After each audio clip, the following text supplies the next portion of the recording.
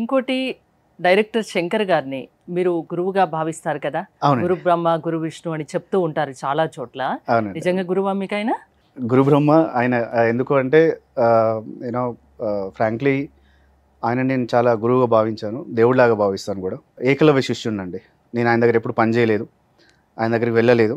But నేను film ఇండస్ట్రీకి నేను రావాలనుకున్నప్పుడు, నేను యాంకర్ ఉన్నప్పుడు, అప్పటి నుండి ఇప్పటి వరకు కూడా నా ప్రతి షోలో కానీ, లేదంటే మీకు నేను చూపిస్తాను నా మెయిల్ ఐడిలో, నేను ఏమంటారు స్టోరీ రాసుకున్నప్పుడు నా మెయిల్కి సెండ్ చేసుకుని పెట్టుకుంటాను. సో దాంట్లో ఖచ్చితంగా ఫస్ట్ పేజ్ మా గురువు గారే ఉంటారు. నేను ఏదైనా రాసేటప్పుడు కానీ ఏదైనా అయినా కానీ ఫస్ట్ శంకర్ గారు, డైరెక్టర్ శంకర్ గారిని ఫోటో పెట్టుకొని గురుబ్రహ్మ చదివిన తర్వాతే నేను స్టార్ట్ చేస్తానండి.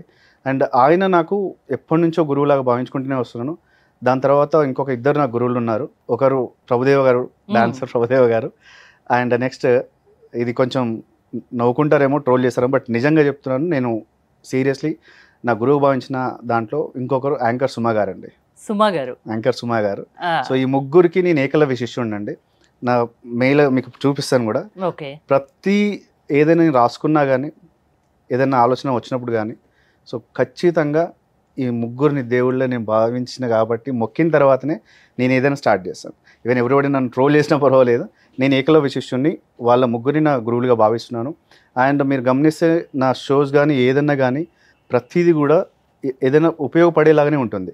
సో మీరు ఇంతకుముందు చెప్పారు, అడిగారు కూడా, లాస్ట్ ఇయర్ ఒక షో చేశారు, సారథి స్టూడియోలో సెట్ వేసినప్పుడు కూడా గురుబ్రహ్మ చదివినప్పుడు అందరూ ఏదో క్వశ్చన్ వేశారు, సార్ నిజంగా మీరు డైరెక్టర్ శంకర్ గారి దగ్గర పనిచేశారు?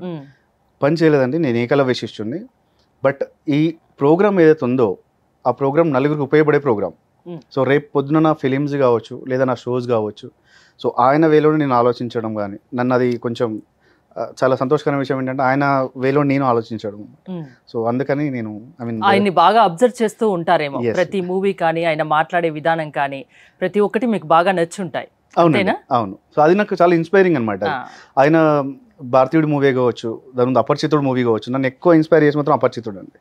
సో ఎందుకంటే నా ఐడియాస్ కూడా అలాగే ఉండేది. Where I born village name Mogilcharla, Warangal. అక్కడ అందరి భావాలు కూడా అదే అనమాట. అంటే ఒకరికి మంచి చేయాలని ఒక భావన. సో ఇలాంటివే ఉండేది. సో నేను పెరిగిన విధానం కావచ్చు, నేను పెరిగినంత కూడా ఓల్డ్ సిటీ, కానీ మెంటాలిటీ అంతా కూడా ఏంటంటే ఎక్కడైనా సహాయం చేయాలి, ఎలా ఉండాలి, సో వీటి మీదనే ఎక్కువ ఫోకస్ చేశాను అనమాట.